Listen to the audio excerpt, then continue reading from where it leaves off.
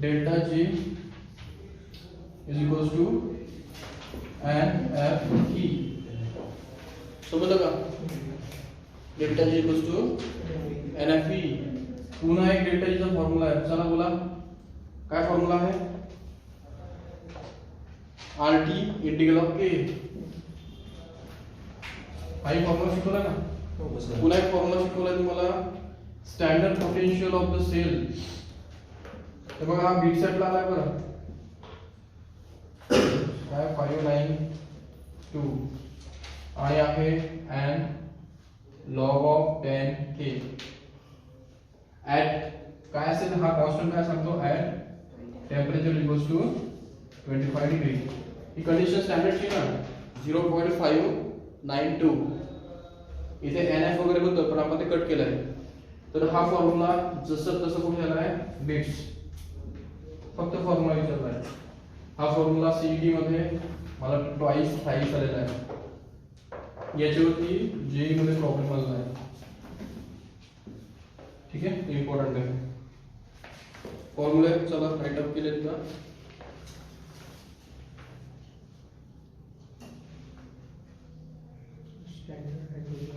चलो एक प्रॉब्लेम घेऊ आपण. Problem number 512.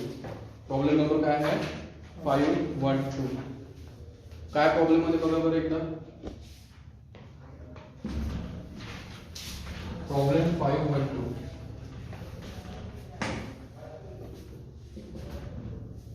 Calculate the standard Gibbs energy change and equilibrium constant. म्हणजे तुम्हाला काय काढायचं आहे? Gibbs energy. गिब्स एनर्जी म्हणजे डेल्टा जी. स्टँडर्ड म्हणजे त्याच्या डोक्याला 0 ऍड करायचा. आणि इक्विलिब्रियम कॉन्स्टंट म्हणजे काय असतो? K. Calculate delta G and K at temperature. Temperature काय आहे? 25 डिग्री. इक्वेशन दिलंय तुम्हाला. CD सॉलिड स्टेट मध्ये आहे SN2 प्लस aqueous सोल्यूशन आहे. Sorry gives us to C2 plus होणार ना aqueous. कॅडमियमचं व्हॅलेन्सी 2 असतं. SN सॉलिड. गिवन आहे standard electrode potential of cadmium CD is equals to -0.403 volt. Standard electrode potential of SN is equals to -0.136 volt. This is our equation. Problem एवढा simple येतो. हा problem तुम्ही सीईटी ला घेणार, जेई ला मोस्टली मेन्सला येऊ शकतो. ऍडव्हान्सला थोडासा ऍडव्हान्स येणार, बिट्सला तर येणार. नीट वाल्यांसाठी तर हा असणार सिंपल असतो. नीटला सिंपल असतो. काय बघा फॉर्म्युला काय आपला डेल्टा जी. डेल्टा जीचा फॉर्म्युला काय असतो? असं असतो ना -LFP असतो की. काय काय बघा बरं काय काय प्रूव्ह करू शकतो आपण. n आहे का आपल्याकडे? n आहे का? आधी आपण ई सेल कॅल्क्युलेट करू. हा सेल असतो ना, ई सेल कॅल्क्युलेट करू ना आपण. इकडे बघा ई सेलचा फॉर्म्युला काय असतो बोला. बोला IUPAC E cathode minus E anode. कोण कॅथोड आहे कोण एनोड आहे? कसं करणार? कोण कॅथोड आहे कोण एनोड आहे? बोला कॅडमियम कॅथोड आहे का SN कॅथोड आहे? इक्वेशन बघा. कॅडमियमचं काय होत आहे? CD2 प्लस काय होत आहे? ऑक्सिडेशन. कॅडमियमचं ऑक्सिडेशन होत आहे. SNचं +2 काय होत आहे? 0 म्हणजे काय होत आहे? रिडक्शन. नंबर कॅडमियमचा इन्क्रीज होतोय ना. 0 वरनं काय होतोय? +2 ऑक्सिडेशन. +2 वरनं 0 रिडक्शन. एनोड कोण असतो आपला? कॅथोड कोण असतो? मागच्या लेक्चरला डायग्राम सांगितली होती. ऑक्सिडेशन वाला कोण असतो? एनोड. करेक्ट. ऑक्सिडेशन वाला एनोड असतो म्हणजे एनोड आहे. हा काय आहे? कॅथोड. मग एनोड आपण इथे लिहितो स्टँडर्ड ऑफ CD आणि कॅथोड साठी standard of SN. Stand of SN दिला आहे 0.136 मायनस 0.403. आन्सर कॅल्क्युलेट करा किती येईल, किती 0.267 काय येईल, मोठा नंबर आहे ना, 4 मधून 1 मायनस करायचं आहे. ओके, हे काय असणार आहे स्टँडर्ड सेलचं पोटेन्शियल. म्हणजे तुम्हाला जो गॅल्व्हनोमीटर आहे अशा प्रकारे तो इथे रीडिंग काय दाखवणार, रीडिंग दाखवणार 2 व्होल्ट, बरोबर ना, सॉरी 0.2 व्होल्ट मिळालं व्होल्टेज आपल्याला. तर फर्स्ट पॉइंट मिळाला, चला डेल्टा ई मिळाला. एफ काय असतो माहिती आहे, एफ काय असणार फॅराडे 96500 कुलॉम. एन काय असणार इथे, रिएक्शन बघा एन काय असणार आहे बोला बरं, SN2 वगैरे 2 मध्ये रीड करते काय आहे, कॅडमियम 0 वरनं +2 होतोय ना, म्हणजे 2 इलेक्ट्रॉन रिमूव्ह करतोय. +2 म्हणजे डायरेक्ट डोक्यात बसवायचं काय 2 इलेक्ट्रॉन, प्रोटॉन 2 म्हणजे इलेक्ट्रॉन 2. करेक्ट आहे का, कळालं. n माहिती आहे, f माहिती आहे, e माहिती आहे. पुट करा delta g n means 2 into f means 96500 into ce 0.267 multiplication आहे, करून टाका. काय मल्टिप्लिकेशन येईल 51.53 किलो जूल. चला असेल तर करा, आता करताय का तुम्हाला जमेल का करायला, घरी करा, मल्टिप्लाय करा. काय आलं पाहिजे आन्सर 5183 किलो जूल येतं ना. 3 संख्यांचं मल्टिप्लिकेशन आहे, मला वाटतं 5वीत असतं, 30वीत असतं. डेल्टा जी मिळाला. सीईटी चा सीईटी मध्ये किती मार्क्स मिळाले, 1 मार्क्स मिळाला. जेई मध्ये किती मिळतात 4 का 2 4. मग 4 जेई वरती मग असा प्रश्न विचारला ना तुम्हाला, स्पॉन्टेनिटी वरती विचारला जाईल डेल्टा जी काय आहे, प्लस आहे का मायनस आहे, मायनस आहे ना, मायनस म्हणजे ही रिएक्शन होणार, म्हणजेच हा आपल्याला आउटपुट येणार. रिएक्शन स्पॉन्टेनियस आहे, डेल्टा जी काय आहे मायनस आहे. संपला हा प्रॉब्लेम, संपला. असे प्रॉब्लेम फालतू प्रॉब्लेम असतात, काय घाबरता तुम्ही. चला पुढचा डेल्टा जी कळल्यानंतर काय विचारलाय के. के मीन्स कोणता के असतो हा, इक्विलिब्रियम कॉन्स्टंट, त्याला काय म्हणतात इक्विलिब्रियम कॉन्स्टंट. इथे के शिकवलं मी तुम्हाला, एक अल्फाच्या खाली के होता, त्याला डिसोसिएशन कॉन्स्टंट म्हणतात. अल्फाचा के अल्फा म्हणजे डिसोसिएशन कॉन्स्टंट. जनरली की जर केमिस्ट्री कोणी म्हटलं असेल तर त्याला म्हणतात इक्विलिब्रियम कॉन्स्टंट. कळाला.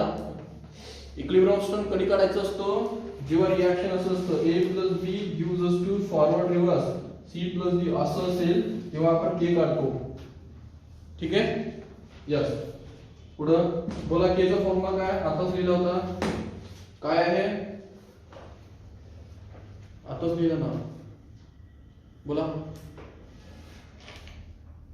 नंबर मला लक्षात नाही राहत आहे. 0. काय तो 0592 upon n log of k एवढंच आहे ना.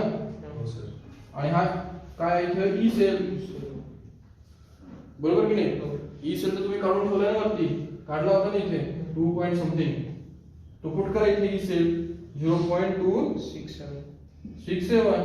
हा तर 0.592 तर ऑलरेडी असतो. 2 काय तर 2 इलेक्ट्रॉन्स आहे, लॉग ऑफ k काढायचं आहे, सॉरी लॉग ऑफ k काढायचं आहे. चला याचं मल्टिप्लाय करा, सर्व इकडे आणा, बरोबर. कसं होणार ते 2 ने मल्टिप्लाय करा, log of k equals to 2 ने मल्टिप्लाय 2 into 0.267 upon 0.592. हे 10th मध्ये शिकवलं जातं. याला मल्टिप्लाय करा 2 ने, याला डिवाइड करा. डिवाइड जमत नसेल तर काय करायचं, लॉग यूज करायचा. ते जमत नसेल तर त्याला काय करायचं, आता हा 2 साइडला ठेवा, या असं सॉल्व्ह करायचं मला. 267 upon 592. याला आधी पॉइंटला शिफ्ट करा ना, हा पॉइंट इथून 3 डिजिट सरकवा, बॉटमचे 3 डिजिट सरकवा, बॅलन्स आहे. करताय तुम्हाला. मग असं तर 6 मध्येच असतं, करत बसायचं, खेळत बसायचं. याला नाही तर लॉग टेबल शिकवायचा. हे असं जमत नसतं तर काय करायचं, लॉग यूज करायचा. ठीक आहे ना, 2 ने डिवाइड करा, याने करा, खेळायचं. ते नंबर मोठे लॉग करावं लागेल. इथे सरांकडनं शिका. मग याचं काय करायचं, के काढायचं असेल तर त्याचा अँटी करावा लागतो, अँटी लॉग करावा लागतो ह्या व्हॅल्यूचा. काय घ्यावं लागतं, मग तुम्हाला के मिळणार. मग लॉग अँटी लॉग इथे सरांना विचारायचं. मॅथमॅटिक्स काय होतं प्रॉब्लेम मध्ये, दिसायला केवढा मोठा प्रॉब्लेम होता. प्रॉब्लेम दिसायला केवढा आहे, 5.12. प्रॉब्लेम मध्ये फक्त काय होतं, delta G is equals to N F E. Delta G is equals to N F E. E N हे तुम्हाला डायरेक्टली दिसतात 2 इलेक्ट्रॉन्स. एफ माहिती असतो, ई डायरेक्टली तुम्ही इथून काढू शकतात. इथून तुम्हाला डायरेक्ट काढता येतो. शोधायचं सीडी चं 2 प्लस झालं म्हणजे हा कॅथोड असणार आहे आणि हा एनोड. मग यातनं याला मायनस करून घ्यायचं. ठीक आहे, तुम्ही डायरेक्टली सॉल्व करू शकता. चला प्रश्न विचारा. सिद्धेश जमतंय का, सोपा आहे. हा एमपी ला टाका. हा प्रॉब्लेम आयएमपी असला पाहिजे, आलाच पाहिजे. आजच्या सॉल्व करायचं आणि घ्यायचं. चला तुमचं थिओरिटिकल सर्व प्रॉब्लेमॅटिक चॅप्टर इलेक्ट्रोकेमिस्ट्री संपलं. आता काय राहिलंय, फक्त तुमच्या बुक प्रमाणे इलेक्ट्रोकेमिस्ट्री मध्ये फक्त इलेक्ट्रोकेमिकल सिरीज बाकी आहे. बरोबर ना माझी. सिलेबस जो मी बघितला, कारण मी सिलेबस बघितला, तर तुम्हाला हे ड्राय सेल लीड ऍक्टिव्हेटर काही बोर्डमध्ये ठेवलेलं नाही. फक्त लास्ट पॉइंट तुम्हाला एक ठेवला आहे, तो आहे इलेक्ट्रोकेमिस्ट्री. काय ठेवलेलं आहे, इलेक्ट्रोकेमिकल सिरीज. पॉइंट काय ठेवलाय, इलेक्ट्रोकेमिकल सिरीज. तर चला इलेक्ट्रोकेमिकल सिरीज मध्ये या, तोही ठेवलाय की तोही काढलाय, काय सर नंबर, इलेक्ट्रो 5.12. नाही तो आहे का बघा फटक्यात, शेवटचा पॉइंट आहे. हो आहे 5.1 आहे. ठीक आहे. डेफिनेशन बघा, इलेक्ट्रोकेमिकल सिरीज म्हणजे काय, तुम्हाला विचारलं 5 मिनिटात तर काय लिहिणार. इलेक्ट्रोकेमिकल सिरीज,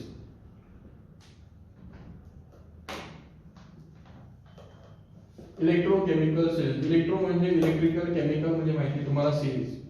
काय असेल इलेक्ट्रोकेमिकल सिरीज, डेफिनेशन तुमच्या बुक मध्ये ऍज सच दिलेली नाही. दिली का बघा, नाही. माध्यमिक बुक मध्ये डेफिनेशन आहे का, नाही. तर डेफिनेशन ओरली बनवायची. काय लिहायचं डेफिनेशन बघा, इलेक्ट्रोड. इलेक्ट्रोड्स असतात ना कोणते, स्टँडर्ड इलेक्ट्रोड कोणते, इकडे बघा. कॅडमियमचं कॅडमियम 2+ होणार म्हणजे हा इलेक्ट्रोड असणार ना. एसएनचं Sn2+ Sn होणार म्हणजे हा इलेक्ट्रोड असणार. तर जे स्टँडर्ड इलेक्ट्रोड आहे ते जो आपण अरेंज करतो डिग्रीज मध्ये, degrees order of electrode potential.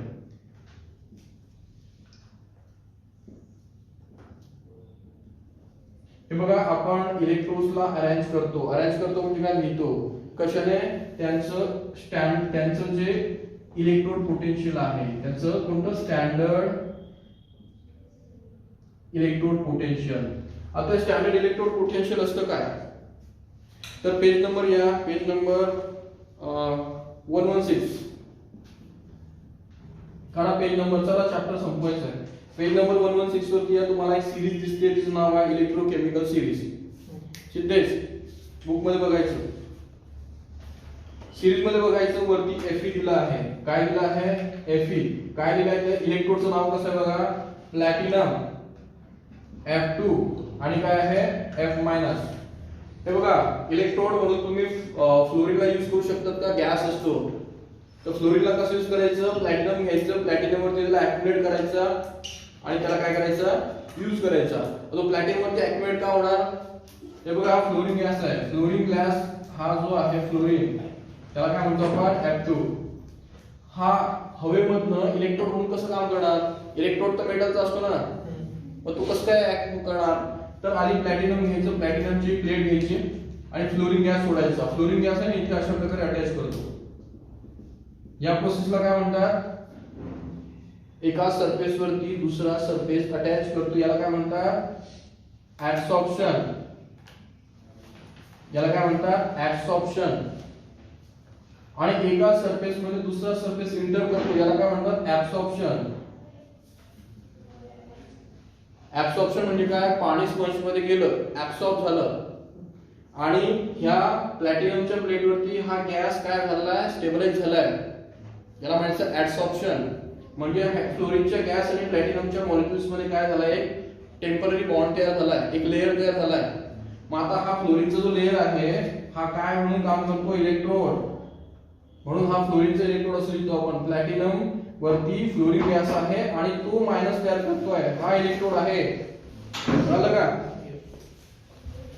Hello, बघा इकडे. मग आपण कसं लिहिणार याला, हा मायनस करणार. तर आता याच्यामध्ये इक्वेशन लिहिलंय, काय लिहिलंय इक्वेशन मध्ये, हा F2 गॅस आहे,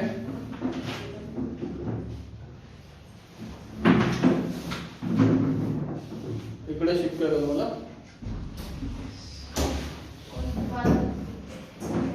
ठीक आहे, तुम्हाला अजून तर काही समजणार नाही, थोडं ऐका. बसा बसा, बोल ना, इकडे लक्ष द्या तुम्ही, त्यांना अजून शिकायचं. बघा F2 गॅस आहे, F2 गॅस काय करणार, F2 गॅस F मायनस तयार करणार ना. कसं करणार, F मायनस कसं तयार करणार, इलेक्ट्रॉन घेणार ना तो. हा इलेक्ट्रॉन घेतल्याशिवाय इथे इलेक्ट्रॉन तयार करणार का F2 मायनस, नाही. मग 2 इलेक्ट्रॉन घेणार, 2 F2 मायनस तयार करणार. कळलं का? आणि हे F2 जेव्हा F इलेक्ट्रॉन तयार करणार तेव्हा तिथे त्याचं स्टँडर्ड पोटेन्शियल तयार होणार. ते पोटेन्शियलची व्हॅल्यू असते +2870. पॉइंट करतोय का रे, इकडे लक्ष दे, इकडे नाही. हे बघा, कोणताही इलेक्ट्रोड असेल, इलेक्ट्रोड होता प्लॅटिनम, F2 आपला फ्लोरीन गॅस कडनं आपल्याला F मायनस मिळाला. तर जेव्हा कोणताही इलेक्ट्रोड मायनस तयार करतो तेव्हा त्याच्या जवळ काय तयार होतं, पोटेन्शियल तयार होतं. काय तयार होतं, पोटेन्शियल. आणि ह्या पोटेन्शियलला आपण म्हणतो स्टँडर्ड पोटेन्शियल. आणि स्टँडर्ड पोटेन्शियल का म्हणतो, कारण हे कॅल्क्युलेट केलेलं असतं at how much temperature, 25 degree Celsius. मग F2 चं स्वतःचं पोटेन्शियल काय, फ्लोरीन जेव्हा एक इलेक्ट्रोड म्हणून ऍक्ट करतो त्याचं पोटेन्शियल असतं 2.8 प्लस. ठीक आहे. जेव्हा हायड्रोजन ऍक्ट करतो बघा, हायड्रोजनचं पोटेन्शियल 0 असतं बघा, दिसतंय. हायड्रोजन कसा असतो, तोही गॅस असतो. त्याला कसं लिहितो आपण, प्लॅटिनम वायर घेतो, प्लॅटिनम वरती हायड्रोजन गॅस पाठवतो आणि तो काय करतो, H+ तयार करतो. याला आपण शॉर्टकट मध्ये असं लिहितो. ऍक्च्युअली कसं लिहिणार त्याला, मग आता बघा हायड्रोजनचं डेजिग्नेशन बघा काय लिहिलं आहे. हायड्रोजन आहे, हायड्रोजन काय करणार आहे, H+ तयार करणार आहे. कसं तयार करणार, 1 इलेक्ट्रॉन रिमूव्ह करून. मग आता हायड्रोजनचा प्लस तयार होणार आहे. आपण H2 कडे बघतोय ना,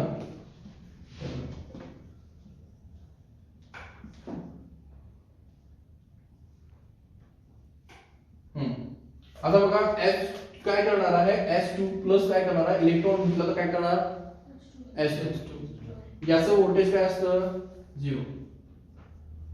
याचं व्होल्टेज काय असतं, 0. किंवा तुम्ही असं केलं, H2 चं काय केलं, ट्वाइस H+ केलं आणि ट्वाइस इलेक्ट्रॉन बाहेर काढले तरी व्होल्टेज काय असतं, 0.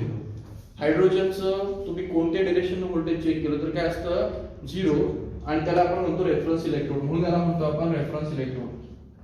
बोर्डला आलेला आहे. ठीक आहे. नेक्स्ट आहे बघा, लाईन नंबर बघा, लास्टला पोटॅशियम दिसतंय तुम्हाला.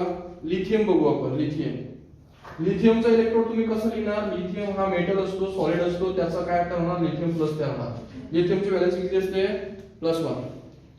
फॉर्म कसा होणार आहे, इक्वेशन कसं लिहायचं, लिथियम गिव्स अस काय, लिथियम प्लस 1 इलेक्ट्रॉन असंच लिहिणार ना. पोटेन्शियल किती असणार आहे, -3. सॉरी, हे पोटेन्शियल काय असणार आहे, हे नाही दिलं आपल्याला असं दिलंय बघा, 1 electron plus lithium plus gives us to lithium. हे पोटेन्शियल दिलंय आपल्याला -3.045. पॉइंट करतोय. हे बघा, हा फ्लोरीन आहे, हा नॉन मेटल आहे.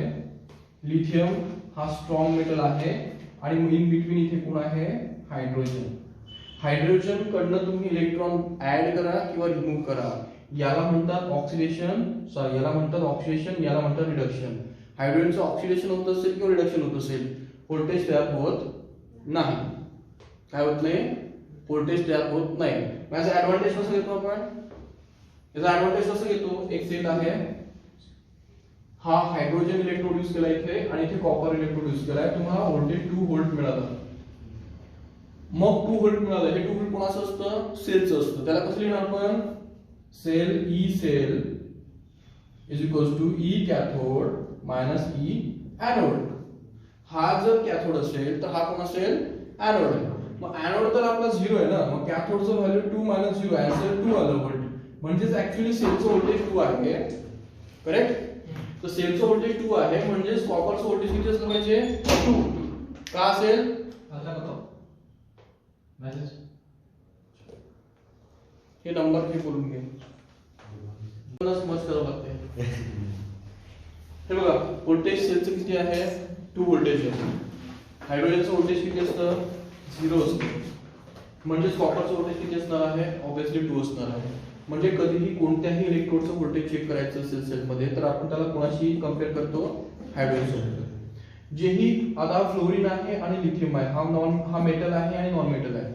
तर नॉन मेटल्स कधी बघा प्लस मध्ये व्होल्टेज जनरेट करतात आणि मेटल्स कशामध्ये करतात? मायनस मध्ये व्होल्टेज जनरेट करतात. ठीक आहे? तर तुमचा जो सेल असतो तो सेल मध्ये हे जे पोटेन्शियल डिफरन्स दिसते तुम्हाला प्लस आणि आपण बॉटमला जातोय, सिरीज मध्ये बघा मायनस पर्यंत जातोय. दिसते का सिरीज? बघा फ्लोरीन पासून +2 पासून आपण लिथियम कडे कुठे आलोय? -3 पर्यंत आलोय. म्हणजे स्टँडर्ड पोटेन्शियल काय होत आहे?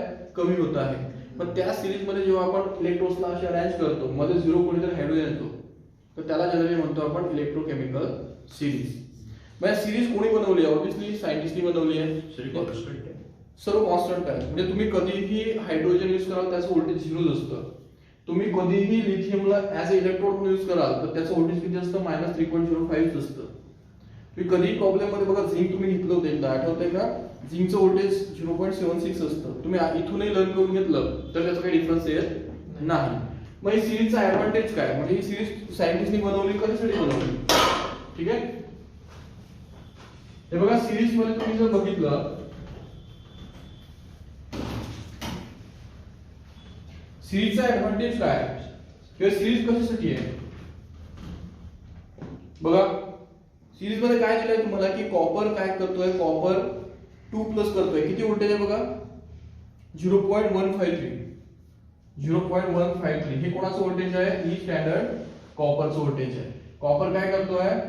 Cu+1 वरनं इलेक्ट्रॉन ऍक्सेप्ट करतो आहे आणि Cu फॉर्म करतोय. करेक्ट आहे ना? यस. तर तुम्ही डायरेक्टली काय करू शकता माहिती का? इथून Cu जर तुम्ही तुमचा इलेक्ट्रोड म्हणून यूज केला सेल मध्ये, तर तिथे डायरेक्टली त्याचं व्होल्टेज काय दिलेलं असतं? हे दिलेलं असतं. मागचा प्रॉब्लेम बघितला तुम्ही, काय होतं मागच्या प्रॉब्लेम मध्ये? एक Sn होता आणि कोण होता? Cu होता. आणि त्या Cu मध्ये बघा हे व्हॅल्यू दिलेली असेल. बघितली का Cu ची व्हॅल्यू? चला प्रॉब्लेम बघा मागचा. हे बघा Cu मध्ये दिलेलं असेल, सॉरी कॅडमियम दिलं होतं, सॉरी कॅडमियम होतं इथे, Cu आणि कॅडमियम. इलेक्ट्रोकेमिकल सिरीज मधलं कॅडमियमची व्हॅल्यू बघा किती आहे? कॅडमियम दिलाय की नाही? हे बघा -0.43 आणि ऍसिड किती दिलंय सिरीज मध्ये? -0.136. प्रॉब्लेम मध्ये काय दिलं होतं? तेवढं दिलं होतं ना? तर हेच व्हॅल्यू आपण डायरेक्टली प्रॉब्लेम मध्ये यूज करतो आणि त्याच्यावर ठरवतो की आपला सेल किती व्होल्टेज जनरेट करू शकतो. आता ठीक आहे, कॅडमियम आहे आणि Sn आहे. तुम्ही फॉर्म्युला काय यूज केला होता? कॅडमियम हा कोण होता? एनोड होता, कॅथोड होता? एनोड होता. ठीक आहे? कॅडमियम कोण होता? एनोड होता, 0.403 आणि Sn काय होता? कॅथोड होता, 0.136. आता हे जर स्टँडर्ड पोटेन्शियल आहे तर मॅथमॅटिक्स आपल्याला चांगलं कळतं की जर मला व्होल्टेज सेलचं वाढवायचं असेल तर मला ही व्हॅल्यू काय करावं लागेल? इन्क्रीज करावं लागेल. कोणती? कॅडमियमची करावं लागेल की नाही? मला जर ह्या इक्वेशनला मोठं करायचं, मी काय करणार? कोणती व्हॅल्यू मोठी करणार आणि कोणती छोटी करणार? मला हे व्होल्टेज वाढवायचंय. ह्या व्हॅल्यूला मी काय करणार? मायनसला कमी करणार आणि इथली व्हॅल्यू काय करणार? इन्क्रीज करणार. ही मायनस मध्ये असते ना, म्हणजेच मला एक मायनस मधला म्हणजे एक प्लस व्हॅल्यू हवी आहे आणि एक मायनसची मोठी व्हॅल्यू हवी आहे. म्हणजे मला इथे प्लसची व्हॅल्यू मोठी हवी आहे आणि इथे एनोडला कोणाची हवी व्हॅल्यू, मायनसची मोठी व्हॅल्यू आणि कॅथोडला प्लसची मोठी व्हॅल्यू. आता तुम्ही जर बघितलं मायनसची सर्वात मोठी व्हॅल्यू कुठे आहे, लिथियमकडे आहे खाली. बघितलं का खाली, लिथियमला सर्वात मोठी व्हॅल्यू आहे आणि प्लसची व्हॅल्यू कोणाकडे सर्वात जास्त, फ्लोरीनकडे. जर तुम्ही लिथियम फ्लोरीनचा जर सेट बनवला आणि त्यांना जर तुम्ही कशामध्ये यूज केलं, सेलमध्ये यूज केलं, तुम्हाला मॅक्झिमम काय मिळतं, व्होल्टेज मिळतं. समजतंय?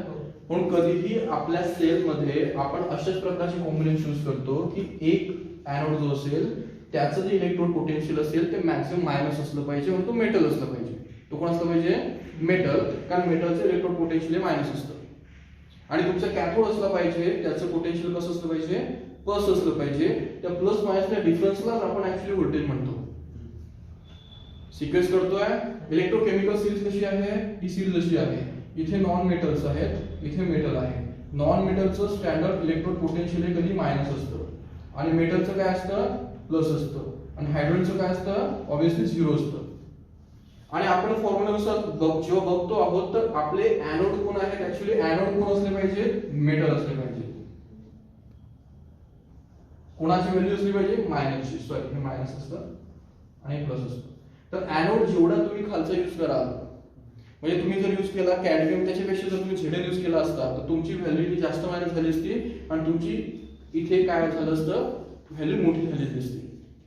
तर तुम्हाला जर जास्त व्होल्टेज हवं असेल तर तुम्ही हायड्रोजन पासून नॉन मेटल्स वरती दूरचे घ्या आणि मेटल्स खाली दूरचे घ्या, तुमच्या व्हॅल्यू बॅलन्स होतील. हा जो डिफरन्स तयार होईल याला म्हणतो आपण standard potential of the cell. कळतोय पॉइंट? समजता आहे? आपण कोणाचा ऍडव्हान्टेज घेतो आहोत, मेटलचं निगेटिव्ह असण्याचा आणि नॉन मेटलचा पॉझिटिव्ह असण्याचा. डिफरन्स काढा, जेवढा मोठा डिफरन्स तेवढं मोठं व्होल्टेज, तेवढं मोठं व्होल्टेज.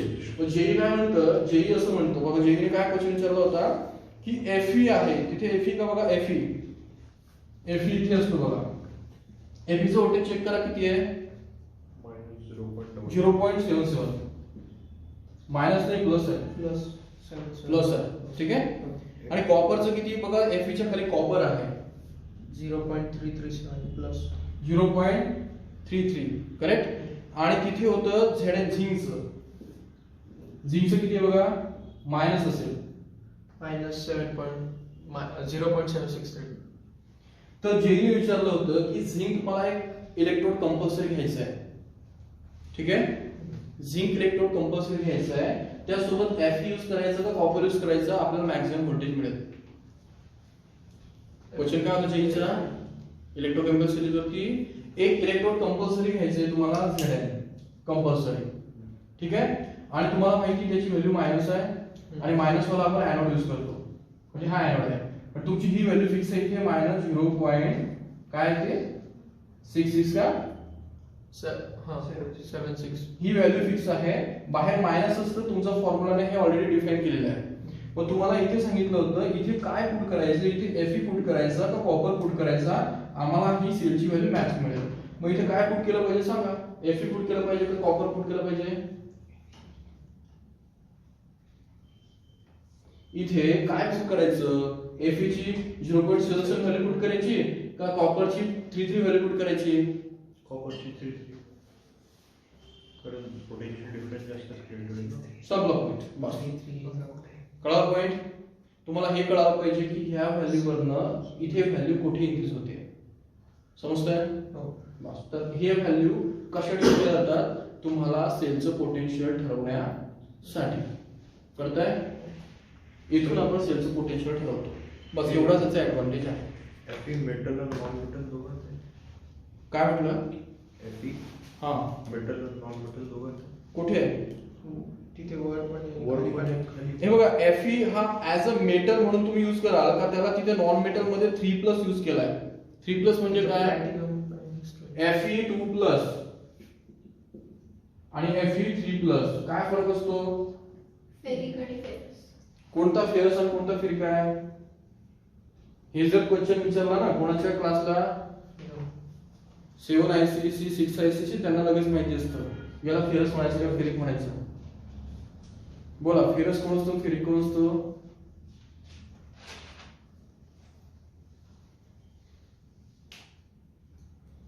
फेरिक ऑक्साईड तुम्हाला रस्टिंग ऑफ आयन माहिती ना, त्याच्यामध्ये फेरिक ऑक्साईड असतं, एवढं माहिती ना. रस्टिंग मध्ये Fe3 असतो, हा फेरिक असतो. फेरस म्हणजे 2+. ठीक आहे. त्या 2+ कडे ऑक्सिजन जास्त असतील, याकडे ऑक्सिजन जास्त असतील का 3+ कडे ऑक्सिजन जास्त असतील? कोणाकडे ऑक्सिजन जास्त असतील? Fe2+ जास्त ऑक्सिजनला जवळ ठेवू शकतो का Fe3+ ठेवू शकतो? 3+ ठेवू शकतो ना. तर ज्याकडे ऑक्सिजन जास्त त्याला फेरिक म्हणतात. रिक कोणाला यूज करायचं? ज्याकडे ऑक्सिजन जास्त आहे. अस कोणाला यूज करायचं? ज्यामध्ये ऑक्सिजन कमी आहे. जो स्वतः +2 चार्ज ठेवतो तो जास्त मायनसला बॅलन्स करू शकतो का? नाही. जो जास्त मायनस ठेवतो, प्लस ठेवतो, जास्त मायनसला बॅलन्स करणार. तर याच्याकडे जास्त ऑक्सिजन असतात.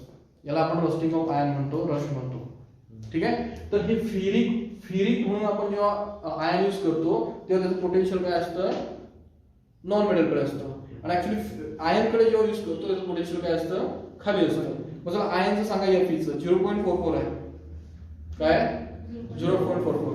सांगा मग आता काय यूज करणार इथे? एकाचा आन्सर आहे 0.33, एकाचा आन्सर आहे 0.44. 0.44 इथे पुट करू का 0.33 पुट करू? 0.33. म्हणजे मी हायवेचं दूर गेलो ना, वरती गेलो ना, दूरचे घेतलेत ना. मला कन्फ्युजन झालं होतं आता की काहीतरी चुकवलं व्हॅल्यू. मी डोक्यात विचार करत होतो की असं खाली कसं काय आलं होतं. बरोबर. Fe कसं पाहिजे? दूरचा. समजलं ना? चलो ठीक आहे. सर लिथियम पेक्षा जास्त निगेटिव्ह मध्ये कोणतं आहे का नॉन मेटल? हे बघा, निगेटिव्हचा अर्थ काय होतो इकडे लक्ष द्या. थोडं कन्फ्युजन यामध्ये आहे की हा पॉइंट का कन्फ्युजिंग आहे? 10th मध्ये 10th ने 8 मध्ये एक पॉइंट असतो. काय असतो माहितीये का? त्याला म्हणतात ऑक्सिडेशन आणि रिडक्शन. तिथून हा ऍक्च्युली पॉइंट चालतो. शिकलो ना आपण ऑक्सिडेशन काय असतं मला सांगा? Addition of oxygen. पुन्हा अजून loss of hydrogen. Correct. Electron मध्ये काय सांगितलं आपण? जे जास्त इलेक्ट्रॉन असल्यावर Na काय करतो? Na+ फॉर्म करतो, इलेक्ट्रॉन देतो. हे ऑक्सिडेशन का रिडक्शन आहे? ऑक्सिडेशन म्हणजे लॉस ऑफ इलेक्ट्रॉन. तर ऑक्सिडेशन डोक्यात बसवा. Loss of electron, loss of hydrogen, addition of oxygen. कारण चॅप्टर वर आपण हे शिकलो, विसरून गेलो. ऑक्सिडेशन लक्षात ठेवायचं. इलेक्ट्रोकेमिस्ट्री मध्ये हायड्रोजनचं काही इम्पॉर्टंट नाहीये, ऑक्सिजन इम्पॉर्टंट नाहीये. ते कोण इम्पॉर्टंट आहे? इलेक्ट्रॉन. इलेक्ट्रॉन जातोय म्हणजे काय होत आहे? रिडक्शन द्यायचं. इलेक्ट्रॉन जातो म्हणजे ऑक्सिडेशन. 3 नंबरचं चॅप्टर आहे करायचं. ठीक आहे. आहे ना रेडॉक्स रिएक्शन? तिथे हेच आहे. ऑक्सिडेशनचा मीनिंग असतो इलेक्ट्रॉन लूज करणं. मग मला सांग रिडक्शनचा मीनिंग काय असतो? ऑक्सिडेशनला मायनस करणं, हायड्रोजनला प्लस करणं, इलेक्ट्रॉनला प्लस करणं. हे जोडी लक्षात ठेवायची. ऑक्सिजन आणि इलेक्ट्रॉन हायड्रोजन मध्ये काय असतं? रिपल्शन म्हणजे ऍक्च्युअली कॉन्ट्रास्ट असतो. मग चला एक्झाम्पल काय इथे रिडक्शन कोणाचं होत आहे? रिडक्शन होत आहे. Na+ ने इलेक्ट्रॉन घेतला, Na+ रिडक्शन झालं. Na+ चं काय झालं? रिडक्शन झालं. मग पॉइंट काय असतो? जेव्हा Na चं ऑक्सिडेशन होतं, काय होतं? Na चं जेव्हा ऑक्सिडेशन होतं तेव्हा तिथे काहीतरी पोटेन्शियल असतं, त्याला आपण स्टँडर्ड पोटेन्शियल म्हणतो. त्याला काय म्हणतो आपण? स्टँडर्ड पोटेन्शियल म्हणतो. मग आता हा मेटल आहे, ठीक आहे. हा इलेक्ट्रॉन देण्यात बिलीव्ह करतो. आता नॉन मेटल क्लोरीन. हा क्लोरीन काय करणार? असं करणार ना क्लोरीन एक इलेक्ट्रॉन ऍक्सेप्ट करणार आणि काय करणार? मायनस तयार करणार. ही टेंडन्सी अपोजिट असते. म्हणजे एवढं तर कळलं तुम्हाला की हा फ्लोरीन घेऊ आपण, क्लोरीन घेऊ चला ओळखीचा. आणि हा Na हा इलेक्ट्रॉन द्यायला प्रेफर करतो आहे, क्लोरीन काय करतो? इलेक्ट्रॉन घ्यायला प्रेफर करतो आहे. करेक्ट. म्हणजे क्लोरीनला काय वाटतं? क्लोरीनची टेंडन्सी आहे इलेक्ट्रॉन घेण्याची, म्हणजे रिड्यूस व्हायला आवडतं. करेक्ट. आणि सोडियमला काय आवडतं? ऑक्सिडाइज व्हायला. बरोबर आहे ना? हा काय करतो? इलेक्ट्रॉन देण्याचा प्रयत्न करतोय ना सोडियम. आता मला सांगा क्लोरीन कधी रिएक्शन काय करणार? मग इलेक्ट्रॉन घेण्याचं बघणार. तो स्वतःला काय करून घेणार? रिड्यूस करून घेणार. ऑक्सिजन काय करणार? सोडियम काय करणार? इलेक्ट्रॉन देण्याचं बघणार. काय करणार? स्वतःला ऑक्सिडाइज करणार. मग कधी लक्षात ठेवा, मेटलचं काय होतं? ऑक्सिडेशन होतं. नॉन मेटलचं काय होतं? रिडक्शन होतं. मग जेव्हा Na आणि Cl सोबत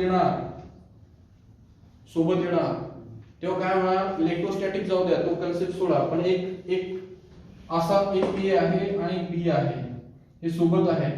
तर ए आणि बी जर सोबत असतील, हा जर ए मेटल असेल तर हा काय म्हणणार, मला काय करायचं आहे ऑक्सिडेशन, आणि नॉन मेटलला काय करायचं आहे रिडक्शन. मग याला ऑक्सिडेशन करायचं आहे तर हा बी त्याला मदत करतो, हेल्प करतो. काय करतो, हेल्प करतो. आणि हेल्प करणारा म्हणतो आपण ऑक्सिडेशनला हेल्प करणारा ऑक्सिडायझिंग एजंट.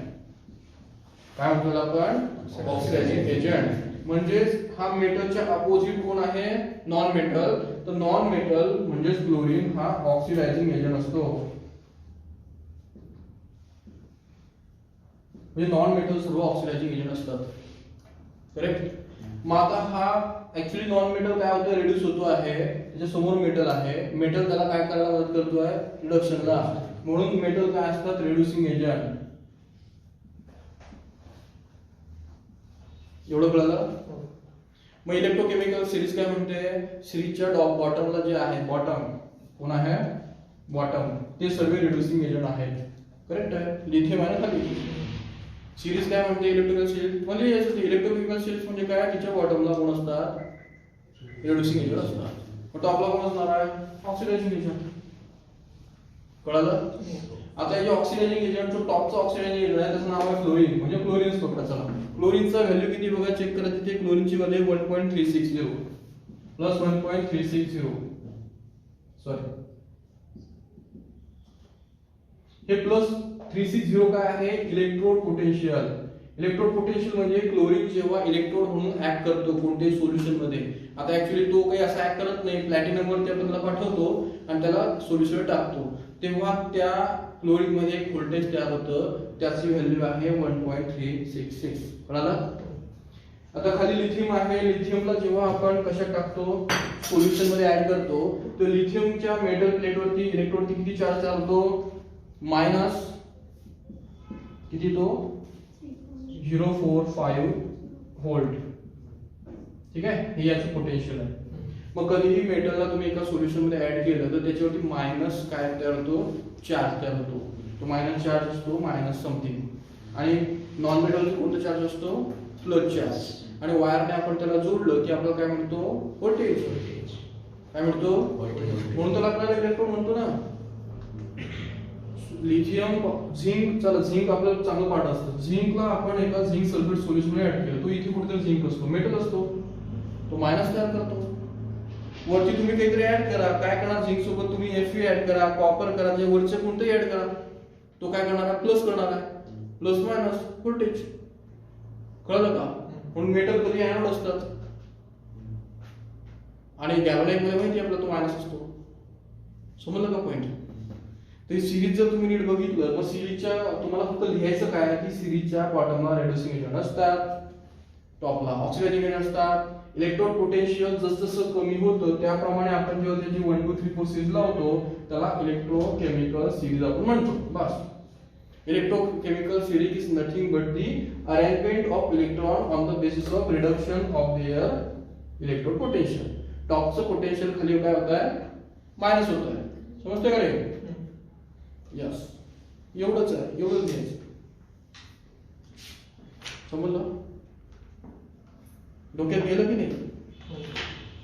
झालं चॅप्टर संपलं.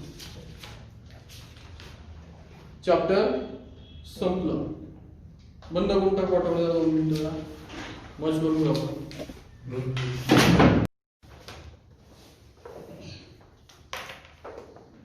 केमिकल थर्मोडायनामिक्स चॅप्टर आहे.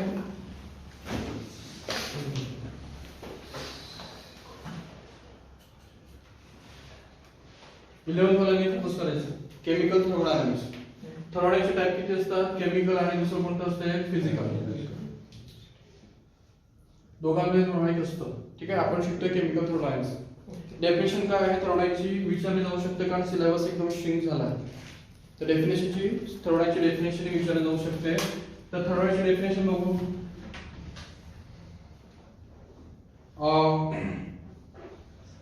concerned with is concerned with energy change in physical and chemical transformation. हे बघा, thermodynamics is deal with energy change in physical and chemical transformation. Physical energy change म्हणजे कळता है, energy change होणार आहे. Mostly energy कोणती असणार आहे? हीट. त्याला आपण क्यू ने दाखवतो. तर एनर्जी चेंज होणार आहे during physical and chemical transformation. ट्रान्सफॉर्मेशनला तुम्ही म्हणू शकता रिएक्शन और चेंज. फिजिकल चेंज समजतो तुम्हाला काय असतं? फिजिकल चेंज म्हणजे काय? आईचं काय झालं? वॉटर. तरी तिथे काय चेंज होतं? हीट. किंवा त्या हीटला आपण म्हणतो एनर्जी. काय होतं बोला बरं, काय होतं? आईचं वॉटर फॉर्म झालं तर एनर्जी बद्दल काय होतं? आईचं वॉटर होत आहे म्हणजे काय होतंय? एंडोथर्मिक. एंडोथर्मिक रिएक्शन आहे. म्हणजे काय होतं एंडोथर्मिक? डेल्टा एच काय आहे? प्लस आहे. म्हणजेच काय आहे? आईस काय करतोय? वॉटर ऍब्सॉर्ब करतो आहे. एंडोथर्मिक रिएक्शन आहे. आईसला हीट मिळाल्याशिवाय वॉटर होणार नाही. नेक्स्ट आहे केमिकल चेंज. काय असतं केमिकल चेंज? तुमच्या बुक मध्ये भरपूर एक्झाम्पल्स आहेत बरोबर. एक एक्झाम्पल घेऊ. स्टँडर्ड जाऊ दे, एवढं काही सांगण्याची गरज नाही. मिथेन आहे ऑप्शन सोबत. काय म्हणा? CO2 प्लस H2O विथ काय लिहिणार आपण इथे? हीट. म्हणजे डेल्टा एच काय असणार? मायनस. ठीक आहे. मायनस म्हणजे कोणती रिएक्शन आहे? एक्झोथर्मिक. म्हणजे हीट बाहेर जाणार. म्हणजेच काय रिलेशन आहे? Thermodynamics is a study of the change in energy while there is a physical change and actually chemical change going on. म्हणजे फिजिकल चेंज, केमिकल चेंज चालू असेल तेव्हा तिथे काहीतरी हीट मध्ये, एनर्जी मध्ये होत असतं. एनर्जी मध्ये चेंजेस चालू असतात आणि त्या एनर्जी चेंजेसचा आपण काय करतो? स्टडी करतो. ठीक आहे. तर आईचं वॉटर झालं तरी आपण एनर्जी त्याच्यामध्ये चेंज होते आणि मिथेन जाळलं तरी एनर्जी चेंज होते. त्या सर्वांचा आपण इथे स्टडी करतो. म्हणजे it is a deal with change in energy during physical and chemical reaction of change. ठीक आहे. रिएक्शन म्हणून काय यूज करू शकत नाही आपण, कारण फिजिकल चेंजला आपण रिएक्शन नाही म्हणत. आपण फक्त कोणाला म्हणतो? केमिकल चेंजला आपण काय म्हणतो? रिएक्शन म्हणतो. ट्रान्सफॉर्मेशन वर्ड म्हणून यूज केला आहे. फिजिकल मध्ये ट्रान्सफॉर्म करा किंवा एक सब्स्टन्स मिथेनचा कार्बन डायऑक्साइड फॉर्म करा. जे काही चेंजेस होणार मोस्टली कशामध्ये? एनर्जी मध्ये, त्याला आपण स्टडी करतो थर्मोडायनामिक्स मध्ये. तर एवढं तुम्हाला लिहिता आलं पाहिजे. नेक्स्ट असतं सिस्टीम सराउंडिंग अँड बाउंड्री. हे तर मला वाटतं प्रत्येकाचा झोपेतही आता विचारलं तर सांगता येत असेल. काय असतं सिस्टीम सराउंडिंग बाउंड्री? सिस्टीम मध्ये ज्यामध्ये जे सगळं हे बघा, सिंपल आहे. हा एक पिस्टन आहे, पिस्टन आणि हे वॉटर. ठीक आहे. वॉटरचा आपण स्टडी करतो आहे. तर वॉटरचा स्टडी होतोय म्हणून वॉटर आपलं काय? सिस्टीम आहे. ज्याचं आपलं स्टडी करायचं त्याला आपण थर्मोडायनामिक्स मध्ये काय म्हणतो? सिस्टीम. वॉटर ह्या इनक्लोज ब्रॅकेट मध्ये आहे. मेटलचं ही कॅप आहे, त्या कॅपला म्हणतो आपण बाउंड्री. आणि याच्या बाहेर जे आहे ते काय आहे? सगळं सराउंडिंग. मग सराउंडिंग मध्ये काही येऊ शकतं. काय येऊ शकतं? मार्स, मून, काही. सराउंडिंग आपल्याला माहित नाही केवढं मोठं आहे. सिस्टीम फक्त एवढंच आहे. सिस्टीम कळलं ना? मग सिस्टीम मध्ये डेफिनेशन काय देणार सिस्टीमचे? काय लिहिलं तुमच्या बुक मध्ये? The part of universe under which thermodynamic investigation is done.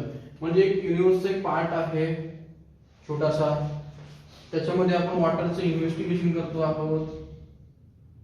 कोणतं इन्व्हेस्टिगेशन? थर्मोडायनामिक.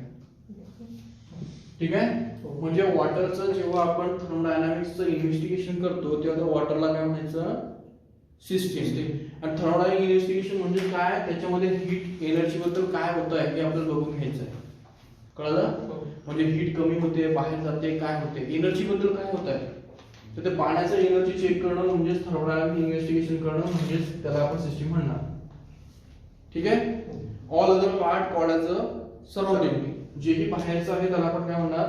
सराउंडिंग. आता तुमची रूम आहे, रूम मध्ये ही एअर आहे, तिचा अभ्यास करायचा असेल तर ती आपली सिस्टीम असेल. आणि वॉलच्या बाहेर जे असेल ते सराउंडिंग असते. कळालं? मग हे काय इम्पॉर्टंट आहे, जेव्हा इंजिनियर आहे तर इंजिनियर काय करतो, सिस्टीम ठरवतो. काय ठरवतो? सिस्टीम. म्हणजे अशा प्रकारे इंजिन असतं बघा. हे अशा प्रकारे इंजिन बघितलंय का? अशा प्रकारे एक पिस्टन असतो बरोबर. इथे क्रॅन्क असतं, हे गोल फिरतं. याच्या मध्ये काय असतं, हे बघा इथे इनलेट आउटलेट हॉल असतो. इथून पेट्रोल इन होतं, इथून गॅस काय होतो, आउट होतो. इथे स्पार्क प्लग असतो. हा काय आहे, स्पार्क प्लग. इथून हा पिस्टन काय करतो, याला म्हणतात बॉटम डेड सेंटर, याला म्हणतात टॉप डेड सेंटर. हा पिस्टन इथे येतो तेव्हा इनलेट हॉल ओपन होतो. इथे सर्व डेटा भरला जातो. डेटा म्हणजे काय, इथे पूर्ण पेट्रोल भरलं जातं. मग पिस्टन असं फिरून वरती येतो तेव्हा ते इथे कॉम्प्रेस, हा बंद होऊन जातो, हाही बंद असतो. तो इथे येतो, ते कॉम्प्रेस होतो पूर्ण. बॅटरी असते आपल्याकडे, तो डायनामिक असतो. इथे तो स्पार्क चिमणी स्टार्ट करतो, स्पार्क करतो. इथे ब्लास्ट होतो. ब्लास्टमुळे पिस्टन दाबला जातो जोरात. जोरात गेल्यामुळे हे समजते तुम्हाला फिरणार. तर अशा प्रकारे तुम्ही रेंज देतात ते फिरत असतं आणि आपण गाडी चालवत असतो. म्हणजे काय होतं, पर सेकंड इतके परफॉर्मन्स होतात. त्यालाच इंजिन म्हणतो. तर इंजिन मध्ये काय चालू असतो, असा कंटिन्युअसली वर्क होत असतो. हे गोल फिरत असतं आणि तुम्ही गाडी चालवत असतो.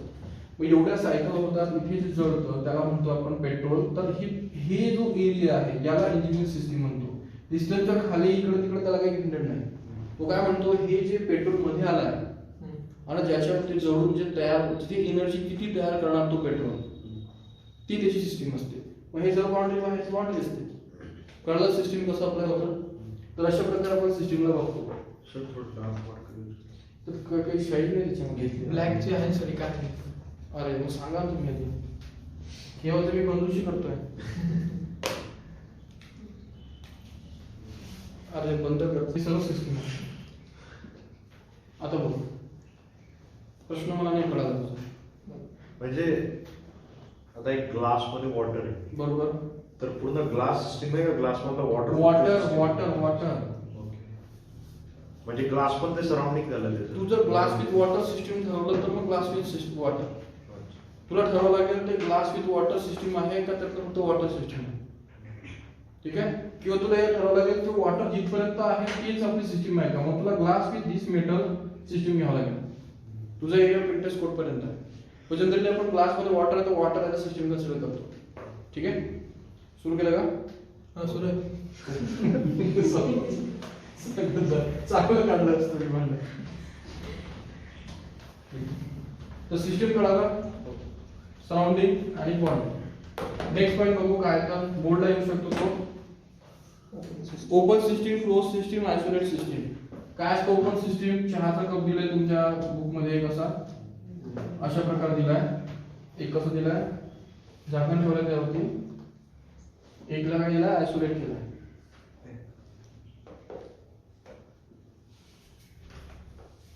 मागच्या वर्षी चांगला स्टडी केलाय आपण. जेव्हा आपण ठरवणार सिस्टीम, आता ही आपली सिस्टीम आहे. चहाचा कप ही सिस्टीम आहे. Second system, third system.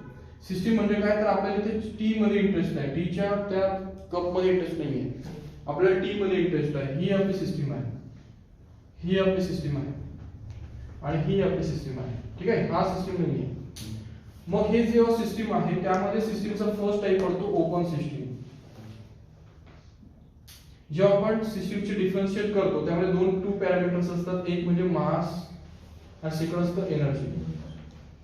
मास म्हणजे काय, मास ऑफ मॅटर. कोणाचं, टीचं. एनर्जी ऑफ मॅटर म्हणजे ऑब्विसली हीट असते. काय असते, हीट. और वर्कही असतो. वर्क तिथल्या साईडला ठेवा तुम्ही, हीट कन्सिडर करा. मग चहाचा कप आहे बघा. चहाच्या कपला ओपन सिस्टीम का म्हणणार आपण, यामधनं हीटही बाहेर जाते आहे आणि मॅटरही बाहेर जात आहे. तुम्ही काही दिवसांनी तुम्हाला ते दिसणार नाही, होऊ शकतं. त्याला आपण म्हणतो open system. Correct. Close system मध्ये काय करतो आपण, मॅटरला थांबवतो पण हीट बाहेर जाऊ शकतं. Heat may be exchange with surrounding. Heat बाहेर जाऊ शकतं, मॅटर जाणार नाही. 10 दिवसांनी तिथे लिक्विड असणार, त्याला जर कॅपिंग असेल तर. कळलं का. तर त्याला म्हणायचं कोणतं सिस्टीम, क्लोज सिस्टीम. हे आयसोलेटेड सिस्टीम काय असतं, आयसोलेटेड सिस्टीम मध्ये हे जे टी आहे ते अशा बॉक्स मध्ये असतं की त्या बॉक्सला आपण आयसोलेटेड बॉक्स म्हणतो. आणि त्याचं जनरल एक्झाम्पल आहे थर्मास फ्लास्क असं आपल्याला चहा वगैरे ठेवायला. तर thermos flask actually isolated flask असतं. त्याचं म्हणणं असतं की सराउंडिंग पासून आपण त्याला टोटली वेगळं केलं आहे. म्हणजे थर्मास काय करतं, तुमच्या बाहेरचं जे एन्व्हायरमेंट आहे त्यापासून तुमच्या कप ऑफ टीला काय करतं, वेगळं करतं. ऍक्च्युली थर्मास फ्लास्क असं असतं, बघितलं तुम्ही, असं एक बॉटल असतं, त्याच्यामध्ये अशा प्रकारे सिस्टीम असतं, इथे ब्रॅकेट ठेवलेला असतो, हे सर्व एअर असतं, त्याच्यामध्ये काय असतं, व्हॅक्यूम. आणि इथे तुम्ही चहा भरतात, म्हणजे तुमचं सिस्टम सराउंडिंग मध्ये गॅप तयार करते, व्हॅक्यूम क्रिएट करते. ठीक आहे. व्हॅक्यूम मुळे काय होतं की तुमच्या सिस्टीम मधनं बाहेर हीटही जात नाही आणि मॅटर जात नाही ना, कारण ते ऍक्च्युली क्लोज आहे.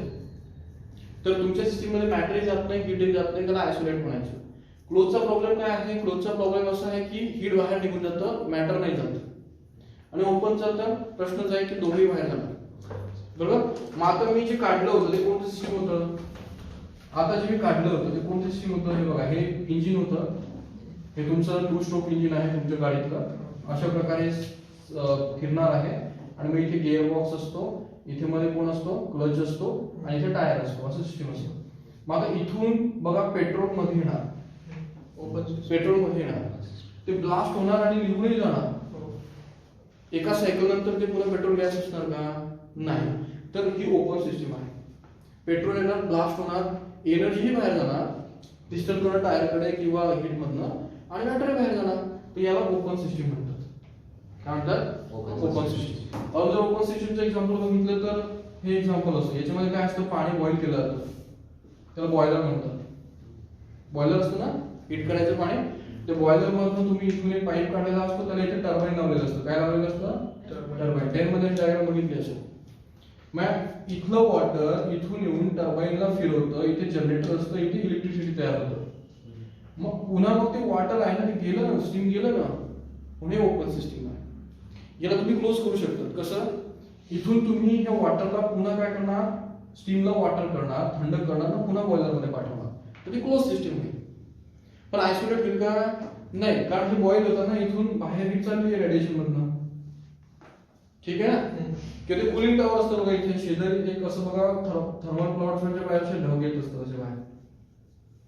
2 प्रकारच्या चिमणी असतात. एक चिमणी अशी असते बघा, एक अशी असते आणि एक अशी असते. एकातनं ना ब्लॅक कलरचा धूर येतो, एकातनं व्हाईट कलरचा येतो. ते कुलिंग टॉवर असतं. हे कुलिंग टॉवर काय करतं, हे जे पाणी टर्बाईन मधून येतं ना, या पाण्याला कुलिंग टॉवर मध्ये पाठवलं तर इथे त्याच्यावरती ही वाफ अशी येते, ही थंड पाणी मारतात, त्याच्यामुळे ते थंड होऊन पुन्हा पाणी इथे सप्लाय होते. पाणी थंड करण्याची प्रोसेस आहे. ते मोठं दिसतं ना आपल्याला, ते पाणी थंड करतो.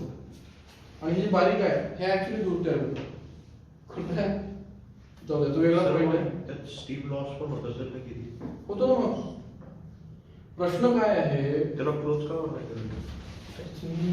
चला एक चला ठीक आहे, त्याच्यावरती बोलून टाकतो. सेकंड ऑफ थ्रोडाइस तुम्हाला शिकवलं मी, ठीक आहे. सेकंड ऑफ थ्रोडाइस केमिस्ट्री मध्ये नाही, फिजिक्स मध्ये जेव्हा तुम्ही शिकता, केमिस्ट्रीचा नाही, कोणता, फिजिक्सचा. तर फिजिक्स मध्ये काय शिकता बघा, तुम्ही शिकता हे बॉयलर आहे. बॉयलर मध्ये तुम्ही 100% एनर्जी हीट दिली, टर्बाईन मध्ये गेला, हॅलो, टर्बाईन मध्ये गेला, टर्बाईन मधून त्यातली 40% एनर्जी त्याने एनर्जी मध्ये कन्वर्ट केली, इलेक्ट्रिसिटी. तरी ती स्टीमच असते ना, तरी ती काय असते, त्याच्यामध्ये एनर्जी किती आली आहे, 60. त्यामध्ये किती एनर्जी आली आहे, 60. मग मी जर इथे पुन्हा 60 पाठवली तर तो वॉटर किती हीट गेन करेल, फक्त कोलकडनं 40 करेल ना. मग तो आता इथे काय करणार, इथे आता 40 पाठवणार, तर 40च्या मग 10% इलेक्ट्रिसिटी जनरेट होणार. कळतंय. मग आपल्याला काय करावं लागतं, हे 60% आहे ना, त्यातली एनर्जी काढावं लागते. मग त्याला पाठवावं लागतं कुलिंग टॉवरकडे. आम्हाला त्यात एनर्जी नको आहे, बाहेर टाक. मग तेव्हा तो 0 होतो, मग तो 100 घेतो, 100चं 40 इलेक्ट्रिसिटी देतो. समजलं. त्याला हे करावं लागेल, त्यातली एनर्जी काढावं लागेल. मग तो एनर्जी कसं घेईल, ऑलरेडी त्याच्याकडे 60 एनर्जी आहे, तुम्ही म्हणता पुन्हा खातो, फक्त त्याच्याकडे 40% असते, त्याचं पुन्हा तिथे 10% येईल फक्त. पॉईंट कळाला. याला सेकंड लॉ म्हणतात, सेकंड लॉ ऑफ थ्रोडायनामिक्स. कशामध्ये शिकता तुम्ही, फिजिक्स मध्ये. हे असं ना तुम्हाला सोर्स सिंक वगैरे वर्क असं ना ते असं तरी असं रेफ्रिजरेटर आहे की नाही काय फिजिक्स मध्ये आहे की नाही रेफ्रिजरेटर शिकवलं नाही का कारण तर नाहीच सिलेबसला. सिलेबसला नाही रेफ्रिजरेटर काम कसं करतं ती गोष्ट येते. रेफ्रिजरेटर किंवा हे जे काम करतात नाही सेकंड लॉ करतात ते हीट काढतात आणि पाठवतात. ठीक आहे जाऊ ते थर्मोडायनामिक्स तिकडे चालत नाही. आपलं केमिकल थर्मोडायनामिक्स कळलं मला. केमिकल थर्मोडायनामिक्स मध्ये सिस्टीम असते. सिस्टीम ओपन क्लोज आणि आयसोलेटेड असते. एवढंच लक्षात ठेवा बस. पॉईंट संपला. पुढचं पॉईंट काय properties of system. Properties of system. दोन प्रकारच्या प्रॉपर्टी असतात. कोणकोणत्या असतात एक्सटेन्सिव्ह आणि इंटेन्सिव्ह. एक्सटेन्सिव्ह मासवर डिपेंड करतात. कशावर करतात मासवर डिपेंड करतात. इंटेन्सिव्ह मासवर डिपेंड करत नाही. लक्षात ठेवायचं. लोकांना असं बोललं जातं एक्सटेन्सिव्ह सर मासवर डिपेंड करत नाही. काय माहिती असं विचार काय करतात. तर एक्सटेन्सिव्ह प्रॉपर्टी मासवर डिपेंड करतात. मग तुम्ही कोणाचं मास सिस्टीमचं म्हणजे सिस्टीमच्या ह्या काय प्रॉपर्टीज आहेत. काय आहेत प्रॉपर्टी प्रॉपर्टीज. आता प्रॉपर्टीज म्हणजे काय असतात. आता लेमाड्याची प्रॉपर्टीज आहे म्हणजे काय आहे पैसा बरोबर असं म्हणतात ना आपण आपली 10 टर्म्स ऑफ रिअल इस्टेट. इथे सिस्टीमचं प्रॉपर्टी म्हणजे काय सिस्टीम कडे काहीतरी असतं. काय असतं नेमाड्याकडे फ्लॅट आहे. नेमाड्याकडे हे आहे. असं काही जास्त नाही आहे मग या सिस्टीम कडे काय आहे. सिस्टीमची प्रॉपर्टी काय सिस्टीमला मास आहे. सिस्टीमला मास आहे. त्याचा बॉइलिंग पॉईंट मेल्टिंग पॉईंट आहे बरोबर. मला मेल्टिंग पॉईंट बॉइलिंग पॉईंट कशावर डिपेंड हे बघा. सिस्टीमच्या प्रॉपर्टी काय असतात. सिस्टीमची स्वतःची डेन्सिटी असते का. तिला मास असतं. मास असतं म्हणजे डेन्सिटी असतात ना. व्हॉल्यूम असतात ना काहीतरी. सिस्टीम कडनं लाईट रिफ्लेक्ट होऊ शकतो. रिफ्रॅक्टिव्ह इंडेक्स मी शिकला असाल 10 मध्ये. सिस्टीम ट्रान्सफर असू शकते. रिफ्रॅक्टिव्ह इंडेक्स असू शकतो. हो भरपूर प्रॉपर्टी आहे. Physical point melting point boiling point refractive index thermal conductivity electrical conductivity भरपूर गोष्टी या सर्व फिजिकल प्रॉपर्टी आहे. मग ह्या प्रॉपर्टीचं आपण क्लासिफिकेशन करतो मासवर डिपेंड करणारा मासवर न डिपेंड करणारा. मासवर डिपेंड करणारी मास ती स्वतःची प्रॉपर्टी ना. मास म्हणजे ती स्वतःच प्रॉपर्टी ना. व्हॉल्यूम कशावर डिपेंड करतो मास वरती करतो की नाही. आता मला सांगा टेम्परेचर मेल्टिंग पॉईंट मासवर ठरतो का. एका पाण्याचा मेल्टिंग पॉईंट 100 डिग्री सेल्सिअस आहे. कुठे 100च असणार आहे ना. वॉटरचा कॉन्स्टंट आहे तो. Melting point boiling point refractive index ह्या ज्या गोष्टी आहेत ह्या मासवर डिपेंड करत नाही. थोडा सॅम्पल असेल त्याचा मेल्टिंग पॉईंट 0 असतो. समजलं. वॉटर 0 एक ग्लासही घेतलं तो 100 ला बॉईल होतो. ही 100 ला बॉईल होतो. तर melting point boiling point refractive index पुन्हा टेम्परेचर ही काय असतं मासवर डिपेंड करत नाही. आता ह्या ट्रायपॉडचं टेम्परेचर आणि माझ्या लॅपटॉपचं सेमच आहे. कारण 30 डिग्री सेल्सिअसला आहे. माल दोघांचं व्हेरी करतं. तर ह्या गोष्टी लक्षात ठेवा. मासवर न डिपेंड करणारा इंटेन्सिव्ह मासवर डिपेंड करणारा एक्सटेन्सिव्ह. लोकांना सर्वात जास्त कन्फ्युजन होतं ते व्हॉल्यूम मध्ये. व्हॉल्यूम ही मास डिपेंडंट आहे का नाही आहे. ती मास डिपेंडंट आहे. दोन मार्क्स येतात. मग काय करणार तुम्ही. The system has on property which are dependent upon mass. What is the extensive property? Mass. System has a property that does not depend upon the mass of the system. Melting point, boiling point, temperature. संपलं point. समजलं का. Yes. मग त्याची system बद्दल तुम्ही नाव दिलं त्याच्याकडे काय काय असते बघितलं. त्यानंतरचा पॉइंट येतो तो म्हणजे त्याच्या स्टेट फंक्शन्स. काय येतात स्टेट फंक्शन. 100% लोकांना कळत नाही स्टेट फंक्शन काय असतात. काय असतं स्टेट फंक्शन. ही माझी सिस्टीम आहे म्हणजे तुमचे ही रूम आहे. ही माझी सिस्टीम आहे. मी स्टडी करायला घेतलंय की या रूमचं स्टडी करायचं आहे. एकदम सिस्टीम कन्सिडर केली आपण. एअरची सिस्टीम स्टडी करताना तिचं मास वगैरे येतं झालं ना. इंटेन्सिव्ह एक्सटेन्सिव्ह प्रॉपर्टी झालं ना. ह्या रूमचं काहीतरी मास आहे एअरचं त्याचं काहीतरी रिफ्रॅक्टिव्ह इंडेक्स आहे असतो की नाही. एअरला रिफ्रॅक्टिव्ह इंडेक्स असतो ना. एअरची किती डेन्सिटी आहे एअरचं काहीतरी व्हॉल्यूम हे संपलं. पुढचं आहे स्टेट फंक्शन, म्हणजे सिस्टीमची स्टेट दाखवणारे काहीतरी फंक्शन असतात. फंक्शनचा अर्थ असतो एक्स वाय झेड, मॅपमध्ये असतात ना, इंटिग्रेटिंग फंक्शन, हे फंक्शन ते फंक्शन. फंक्शन म्हणजे जे माहिती देतात ते. मग सिस्टीमची माहिती देणारे, सिस्टीमची कोणती माहिती? स्टेट. स्टेट म्हणजे काय? स्टेट म्हणजे कंडिशन. या एअरची कंडिशन काय आहे? सॉलिड लिक्विड पेक्षा कंडिशन. स्टेट. स्टेट म्हणजे आता काय आहे, नेमणे आता कोणत्या स्टेटला आहे? लेक्चरला आहे. हा कोणत्या स्टेटला भिकारी झालाय? स्टेट ऑफ फॅक्ट ना. तर स्टेट म्हणजे काय? काय तर त्या एअरची स्टेट कोण दाखवतं? Pressure, volume, temperature, number of moles. Room मध्ये प्रेशर किती आहे, टेम्परेचर किती आहे, रूमचा व्हॉल्यूम किती आहे, रूम मध्ये मॉलिक्युल्स किती फिरतात आहेत, ह्या सर्व गोष्टी दाखवतात की तुमच्या रूम मध्ये काय चाललं आहे. मी जर म्हणणार तुमच्या रूमचं टेम्परेचर -30 डिग्री सेल्सिअस आहे, कळू शकतं तुम्हाला की रूमची स्टेट काय असणार आहे? मॉलिक्युलची मोशन स्लो झालेली असणार. मी जर म्हटलं की तुमच्या रूमचं टेम्परेचर 300 डिग्री सेल्सिअस आहे, मॉलिक्युल्स जोरात मूव्ह करणार, प्रेशर क्रिएट झालेलं असणार, गॅस एक्सपांड होणार, प्रेशर वाढलेला असणार. समजतं ना आपल्याला काहीतरी? जर मी 300 टेम्परेचर ठेवलाय आणि फक्त इथे 1 मोल ऑफ गॅस आहे, काय म्हणणार त्याच्याने? काहीच नाही होणार. मी म्हटलं 1 लाख मोल आहे, मोठं प्रेशर असणार. समजतं ना आपल्याला काहीतरी? तर स्टेट फंक्शन आपल्याला इन्फॉर्मेशन देतात. सिस्टीम कशी आहे, तिची स्टेट काय आहे, ती कोणत्या स्टेटला आहे. कळलं पॉइंट? आणि हे मेजर करता येतात. प्रेशर आपण 1 बार सांगतो, व्हॉल्यूम मेजर करता येतो ना, टेम्परेचर डायरेक्ट थर्मोमीटर दाखवतो, नंबर ऑफ मोल्स. ह्या गोष्टी पॉइंट वाईज चेंज होतात. नंतर असते पाथ फंक्शन. काय असतं? Path function. पाथ फंक्शन आपल्याकडे 2 असतात. कोणते कोणते असतात? Work and heat. काय फरक असतो वर्क अँड हीट मध्ये? वर्क अँड हीट पहिली गोष्ट म्हणजे हे त्या सिस्टीमचं स्टेट नाही दाखवत. काय दाखवत नाही? स्टेट नाही दाखवत.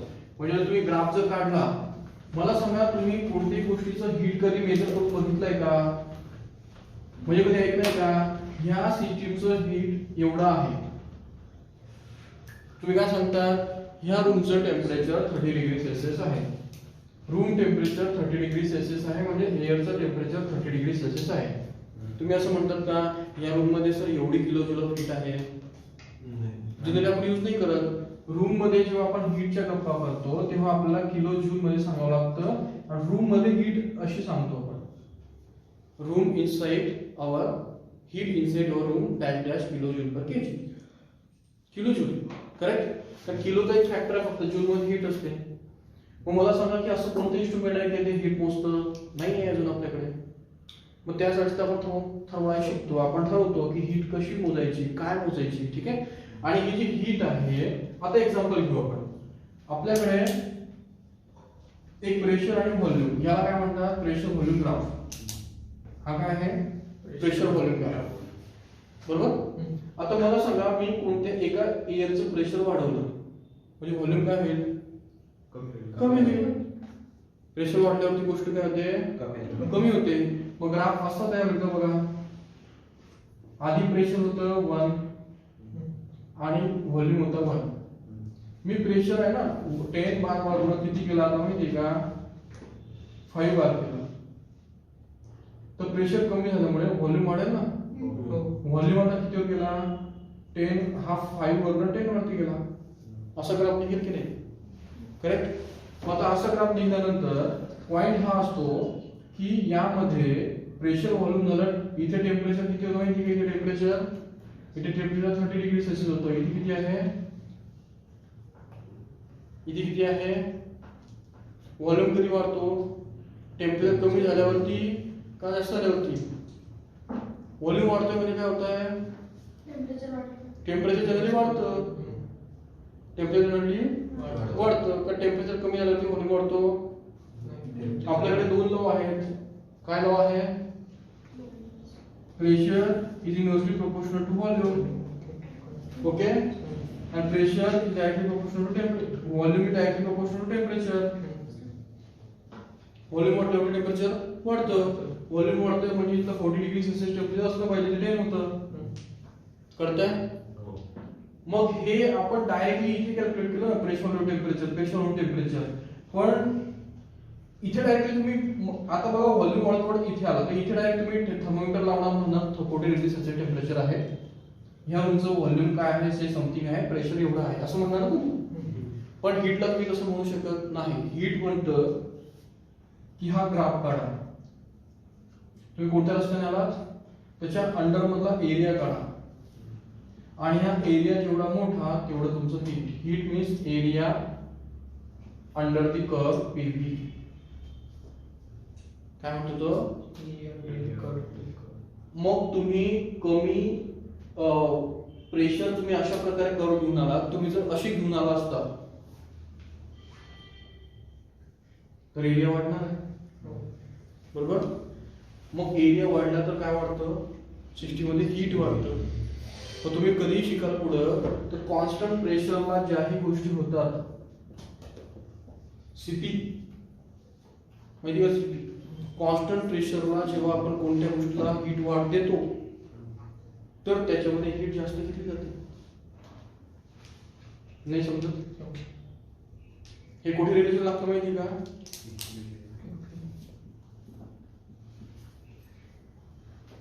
CP always greater than CP. Constant प्रेशरला कोणत्याही सबस्टन्सची हीट घेण्याची कॅपॅसिटी चांगली असते. काढलेले ग्राफ हा फ्लॅट असतो, ग्राफ मोठा असतो. प्रेशर कमी होऊ लागले ग्राफची साईज कमी व्हायला लागते. म्हणजे जेव्हाही व्हॉल्यूम चेंज होतो, जेव्हाही आपण हिटिंग करतो आणि तिथे जर व्हॉल्यूम कमी होत असेल, वाढत असेल, तर आपलं हिटिंग चांगल्या प्रकारे काय होत नाही, त्या सबस्टन्स मध्ये हीट ऍक्युमुलेट होत नाही. डोक्याच्या वरती, डोक्याच्या काय होतं, थोडं इंजिनिअरिंग मध्ये घुसून जातो. ते कसं आहे, आपला सब्जेक्ट आहे ना तो. हा कोणा सब्जेक्ट आहे? आणि 2 सब्जेक्ट आहे, एक तर थर्मोडायनामिक्स माझा फिजिकल, केमिकल थर्मोडायनामिक्स माझा, त्यात पुन्हा मेकॅनिकल, सर्व मिक्स. आणि ते मला समजत नाही तुम्हाला किती समजतं. मग पुन्हा तोच प्रश्न तयार होतो की तुमची लेवल काय चालली आहे, मी विसरून जातो. तेव्हा लक्षात ठेवा फक्त की पाथ फंक्शन म्हणजे काय, की जे वर्क आणि हीट असतं त्याला पाथ फंक्शन आपण म्हणतो. ते रस्त्यावरती डिपेंड करतात. कशावर डिपेंड करतात? पाथवरती डिपेंड करतात. तर मला वाटतं थांबू इथे, मी डोक्याच्या वरती थांबा.